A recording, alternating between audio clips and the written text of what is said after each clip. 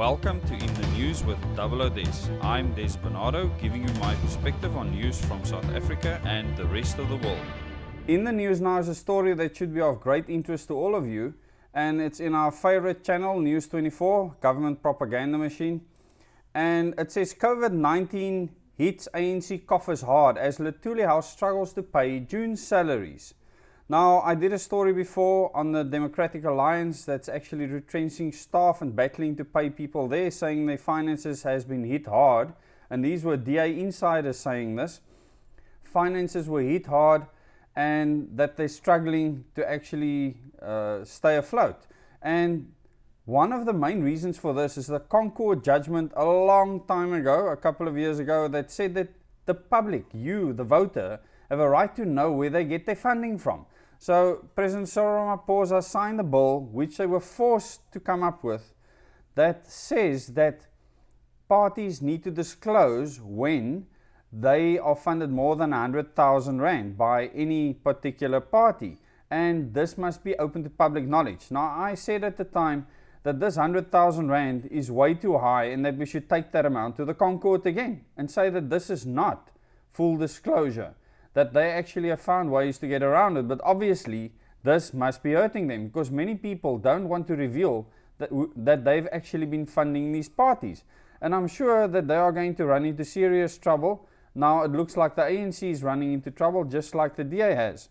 It says on Tuesday, Luthuli House sent out a message to staff to say their June salaries will be delayed.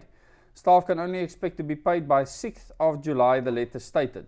Now, I can just imagine in cabinet and all of the rich people that have funded the ANC and that were enriched so that they could fund the ANC must be called on to say, come, cough up, we want some of your money so that we can actually pay for this.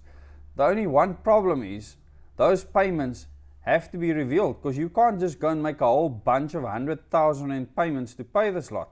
I mean, they have massive overheads, and most of their overheads they can actually cover from our tax money that goes towards these parties, something that we have to completely stop and cancel.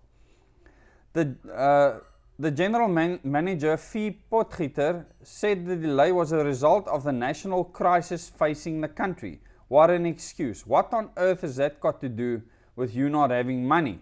The economic impact of COVID-19 has hit the ANC coffers hard, with salaries for staff members delayed for a second time.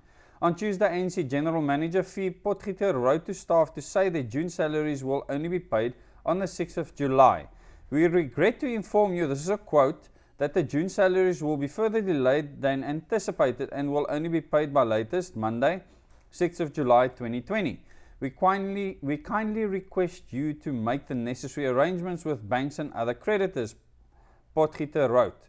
She further apologized for the matter. I quote, "Our sincere apologies for the inconvenience this caused, but do accept that this is not intentional but as a result of the national crisis in the country," Potgieter said. Why would a national crisis in the country have anything to do with them being able to pay their staff? They should not have more staff than they are getting money from the taxpayers. Because if they're relying on donations, they're going to get into serious trouble, and it looks like this is exactly what's happened. So the Luthuli powerhouse might be crumbling soon. In a statement issued following media queries, the ANC said the matter of salaries for ANC staff members was receiving attention from the Treasurer General Paul Mashatile. Quote, "Staff members have been duly informed of the delay in this regard, including on a day when salaries will be paid," the statement read. This is not the first time this year the cash-strapped party has paid staffers late. In January, Mashatile denied that the party had difficulty paying employees. Quote, "Since I have been there as a Treasurer General to date, there is no month when ANC people have not been paid. They have been paid late. There is a story that we won't pay people in January because we are wasting money on January 8th. There is no such thing," he said. Well, people have been paid late twice now. An ANC-NEC member familiar with the matter said donations to the party had taken a huge knock amid the pandemic. Now, I'm saying that this is not the pandemic knocking it. It's the fact that these people will have to show who they are in future. They don't want to show who they are.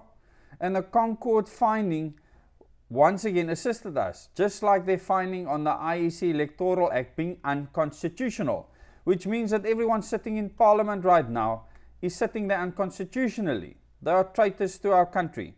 They should all resign. I've already asked for them to resign. Or they should say why they should stay in office when they weren't elected directly. This comes as the economy recorded its third consecutive quarter of economic decline, falling by 2% in the first quarter of 2020. Now this will obviously be developing. I'll be monitoring the parties and how they struggle for funds because of this, and it was obviously going to be the two major parties that do struggle from the fact that anyone donating to them over 100,000 Rand will be made available to the public, and they cannot stop this. All the parties fought against this when this came out originally.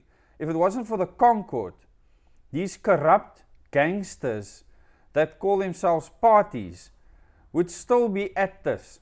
But the tide is turning, and it's going to be interesting to see how this plays out in the political landscape. Till the next video.